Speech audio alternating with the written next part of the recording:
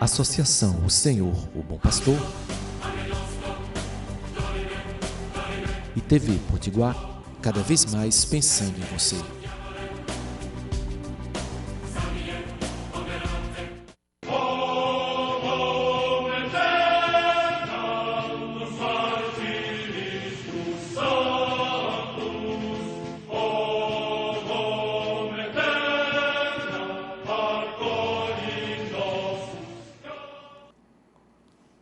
Salve Roma! Estamos mais uma vez aqui com o programa Em Defesa da Fé. Vamos provar, como fazemos toda semana, que Roma é mãe e mestra da verdade. O tema de hoje é sobre as orações católicas. Vamos provar biblicamente que somente as orações católicas estão totalmente de acordo com a Bíblia, totalmente de acordo com as Escrituras, né? E vamos mostrar também algumas táticas de atacar as orações católicas, né? Existe até adultérios nas Escrituras, somente para denegrir a nossa forma de rezar, a nossa forma de orar. Uma das primeiras táticas, eles dizem que rezar e orar são coisas diferentes, mas não são. É apenas uma riqueza da língua portuguesa, por existir o termo rezar e orar. Mas em inglês só se usa o verbo to pray, né? Em grego se usa proseptioma. Mas em português existe essa riqueza, tem rezar e orar. Mas é a mesma coisa. Inclusive, os cristãos primitivos e até o povo de Israel, no Velho Testamento, rezava como nós católicos rezamos. Faziam orações repetidas, iguais às orações da igreja. Vamos lá? Uma das grandes técnicas, né, de usar contra as nossas orações é uma adulteração que houve em Mateus 6, versículo 7, onde o termo grego usado é polilógia, verborragia, né, para não orar com verborragia, não orar com multiplicação de palavras. Aí eles adulteraram nas Bíblias protestantes e colocaram não fazer oração repetidas. Só que oração repetida é um costume do povo de Deus, é bíblico. Até Cristo rezava repetindo, e eu vou provar aqui.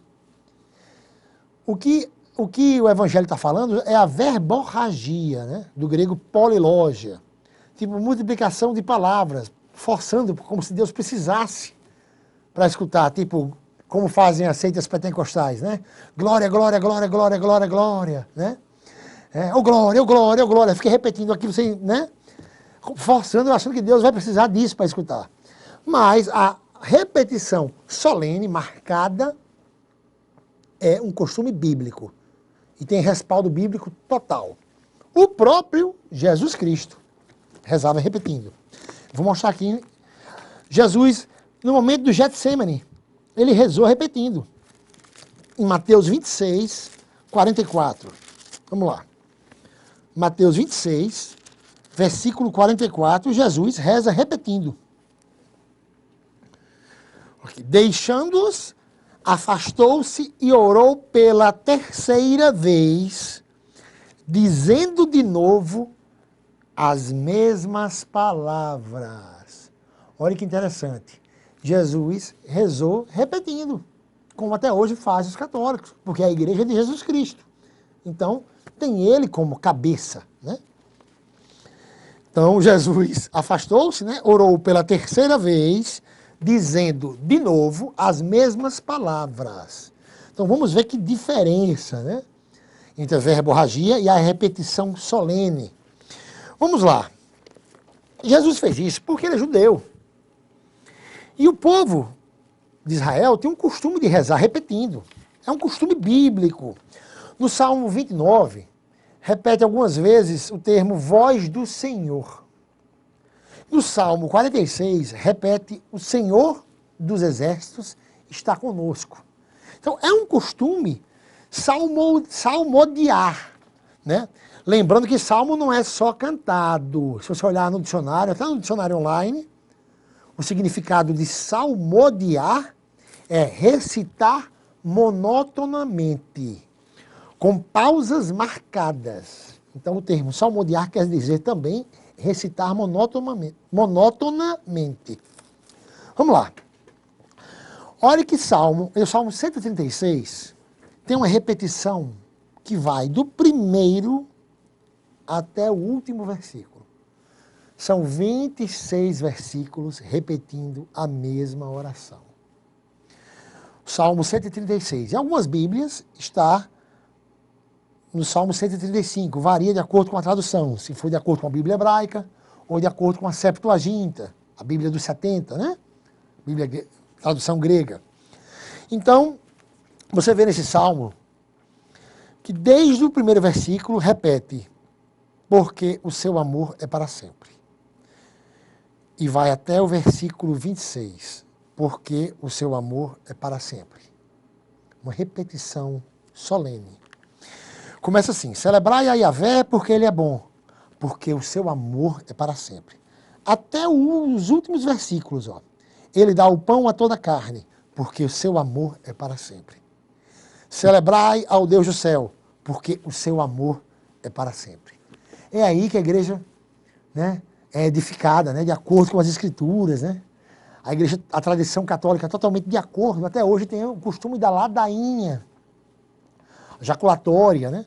Então, a ladainha católica, ela é prefigurada no Velho Testamento, né, como o Halel judaico, que era uma ladainha, uma repetição solene, feita após o hino pascal.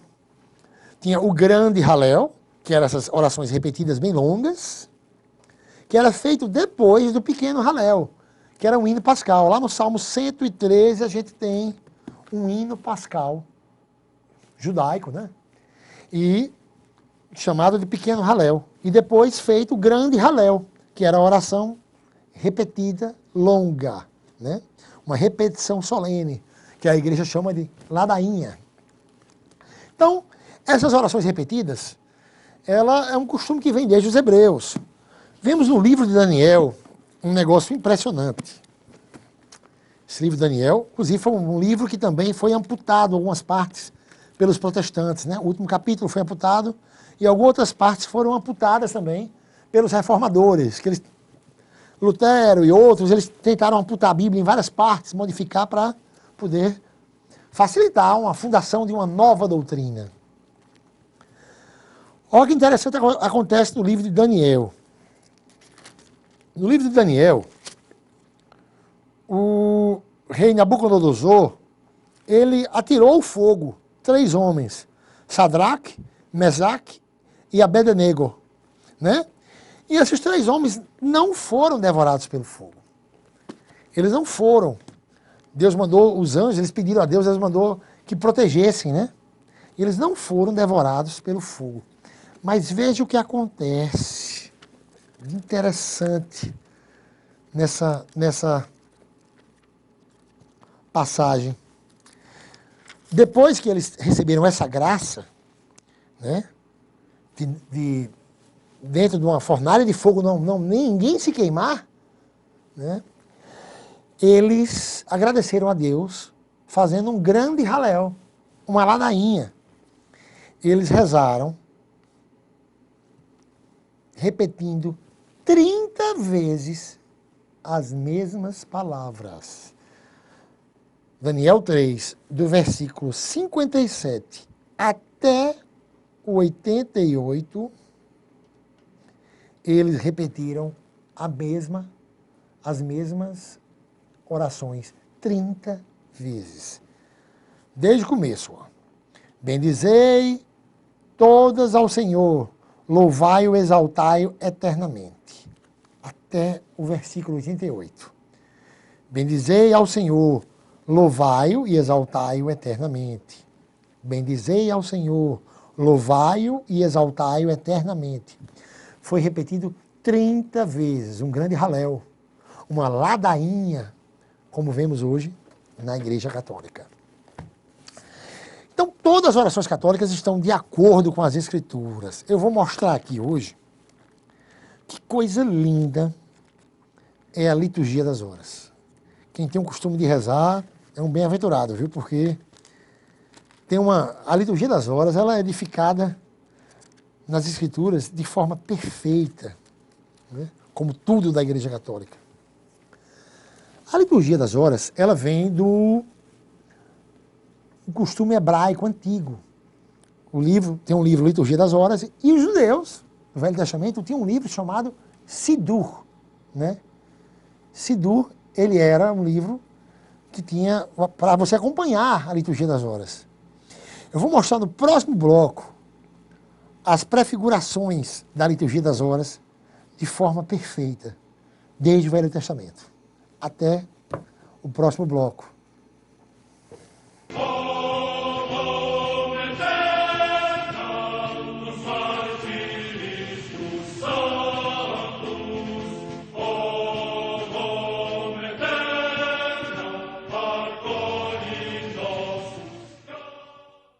Uma escola tem que ensinar como ser. Aqui a gente não ouve falar de valores, a gente vive isso na prática. Importante essa base da escola, da minha família. O curso que eu escolher, eu sei que eu vou estar preparada. E graças ao Neves, além de eu conseguir passar, eu vou ser um bom profissional. É isso que a gente vivencia, educação com atitude. Tenho orgulho dessa escola. Aqui eu sou feliz. É completo. É o meu colégio. E pode ser o seu.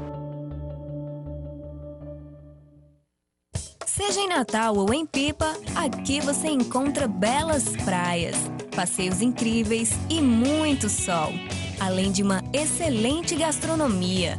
O paraíso é aqui. Venha passar momentos de intenso lazer. Entre em contato com a natureza. Seja para descansar ou se divertir, hospede-se conosco. Paradise Hotéis, Natal e Pipa, 4 opções para você.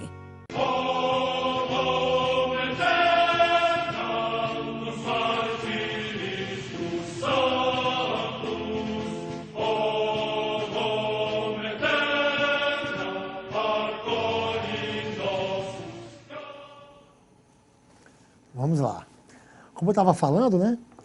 A liturgia das horas, ela é prefigurada no Antigo Testamento, e do mesmo jeito que a igreja tem o livro, Liturgia das Horas, os judeus tinham o livro Sidur, que era exatamente a mesma coisa, sendo que no formato de acordo com a lei veterotestamentária.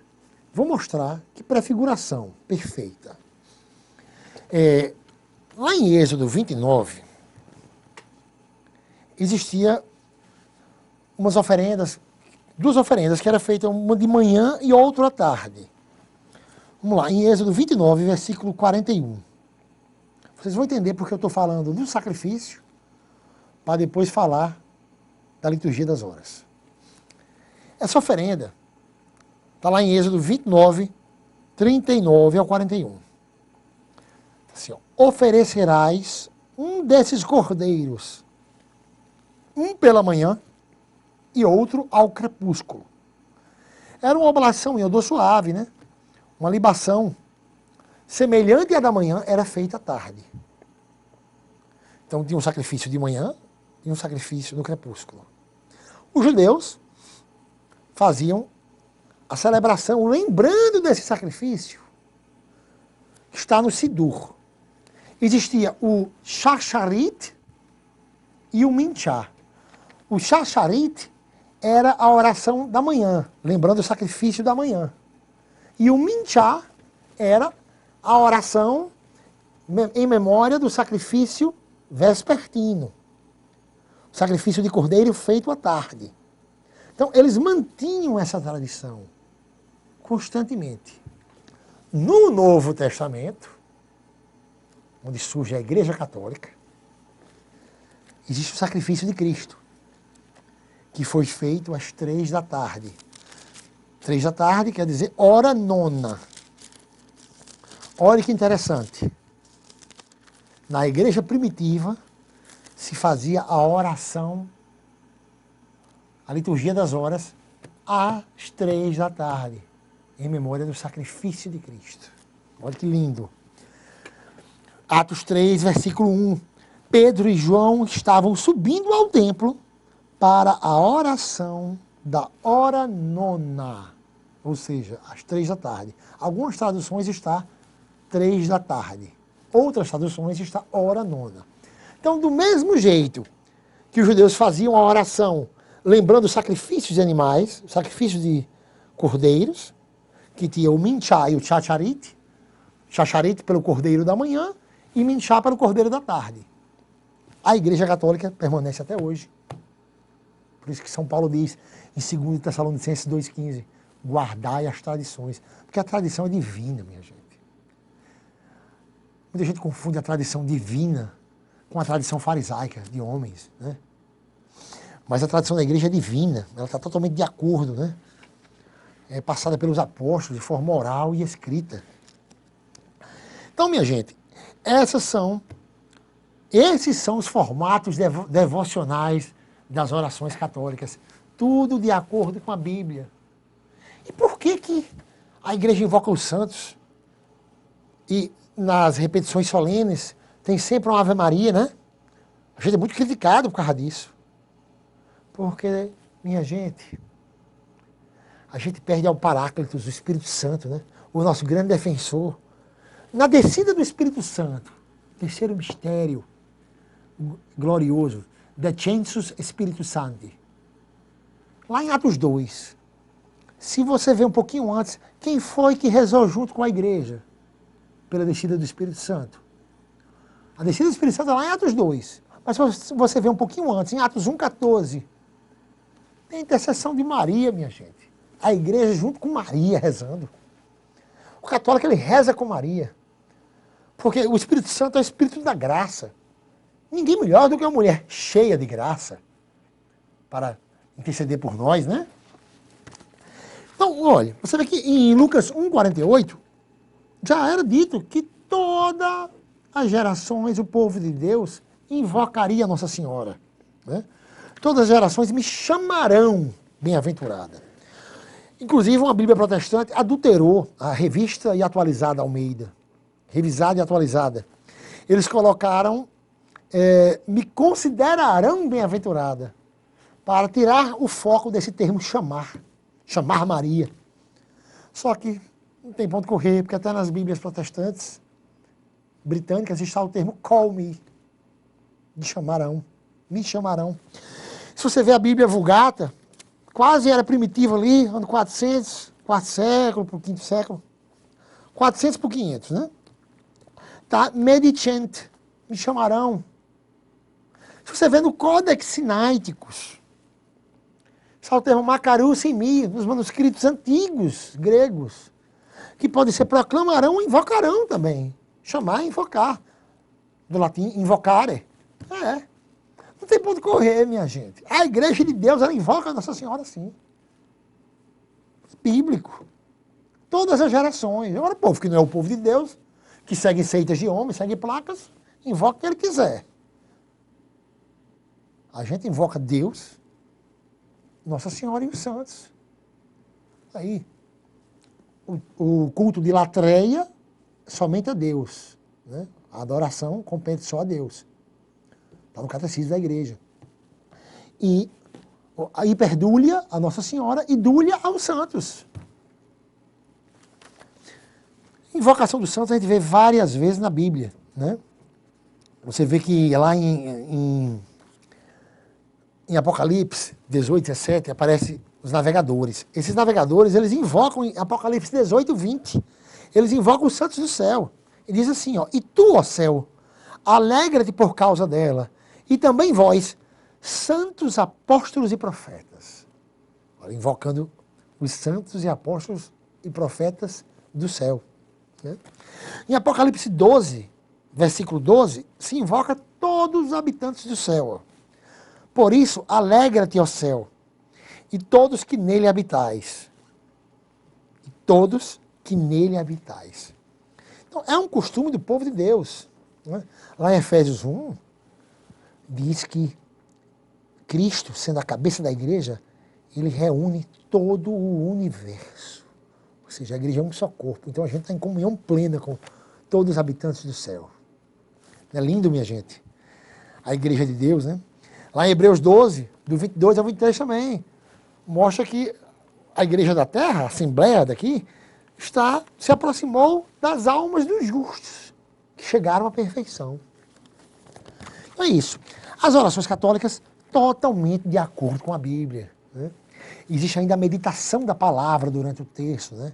Que a palavra diz que, a própria Bíblia diz que a palavra de Deus é uma espada, né? É viva e eficaz. Então, rezar o texto é vida, gente. Vê o Catecismo da Igreja, o que é que fala sobre a ladainha. Catecismo 1177. Catecismo 1177.